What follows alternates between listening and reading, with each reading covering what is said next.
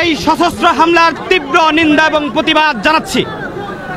আপনারা আজকে সকালে দেখেছেন, এরই পরিপ্রেক্ষিতে এই বিষয়টার একটা শান্তিপূর্ণ সমাধানের লক্ষ্যে আমরা সকালবেলা একটা সংবাদ সম্মেলন করেছিলাম। সেখানে আমরা 6 দফা দাবি উপস্থাপন করেছিলাম।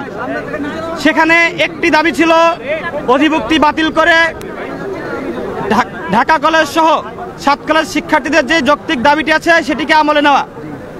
ঢাকা বিশ্ববিদ্যালয় প্রশাসন সহ সংশ্লিষ্ট কর্তৃপক্ষ বিষয়টি আমলে নিয়েছে, এজন্য আমরা তাদেরকে সাধুবাদ জানাচ্ছি। কিন্তু আমাদের এখনো 5টি দাবি বাকি আছে। এই দাবিগুলো মেনে নেওয়ার জন্য এখনো কোনো প্রক্রিয়া কর্তৃপক্ষের পক্ষ থেকে অনুসরণ করা হয়নি। আমাদের গুরুত্বপূর্ণ দাবিগুলোর মধ্যে রয়েছে, গতকালকে ঢাকা বিশ্ববিদ্যালয় শিক্ষার্থীরা আমাদের ইডেন কলেজ, বদরুন্নেসা কলেজের সহ 7 কলেজের নারী শিক্ষার্থীদের নিয়ে কুরুচিপূর্ণ মন্তব্য করেছে, অশালীন অঙ্গভঙ্গি করেছে। এই দায় নিয়ে ঢাকা বিশ্ববিদ্যালয় কর্তৃপক্ষকে অবিলম্বে ক্ষমা প্রার্থনা করতে হবে। এরপরে আমাদের আরেকটি দাবি হচ্ছে, গতকালকে আমাদের ঢাকা কলেজের শিক্ষার্থী রাকিবকে নির্মমভাবে পিটিয়ে তাকে আহত করেছে, হত্যার উদ্দেশ্যে তাকে পিটিয়ে আহত করেছে নিউ মার্কেট থানা পুলিশ।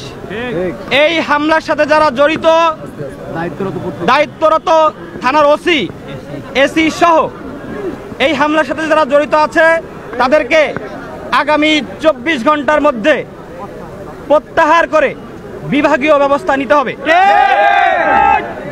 আমাদের আরেকটি দাবি হচ্ছে, এই যে ঢাকা বিশ্ববিদ্যালয় 7 কলেজ শিক্ষার্থীদেরকে মুখোমুখি অবস্থায় নিয়ে এসেছে, এর সম্পূর্ণ দায়ভার ঢাকা বিশ্ববিদ্যালয়ের প্রভিসির। অনতি বিলম্বে আগামী 24 ঘন্টার মধ্যে এই প্রভিসিকে তার পদ থেকে পদত্যাগ করতে হবে। এই দাবিগুলো যদি মেনে না নেওয়া হয় আগামী 24 ঘন্টার মধ্যে, তাহলে আমরা নিউ মার্কেট থানা ঘেরাও কর্মসূচি ঘোষণা করলাম। সেই সাথে ঢাকা বিশ্ববিদ্যালয় প্রশাসন যদি প্রভিসির বিরুদ্ধে আমাদের দাবি মেনে না নেয় এবং তারা যদি আমাদের সাথে ঢাকা কলেজের শিক্ষার্থীদের কাছে ক্ষমা প্রার্থনা না করে, তাহলে ঢাকা কলেজ সহ 7 কলেজের সামনে থেকে অনির্দিষ্টকালের জন্য ঢাকা বিশ্ববিদ্যালয়ের বাস সহ কোনো যানবাহন চলবে না।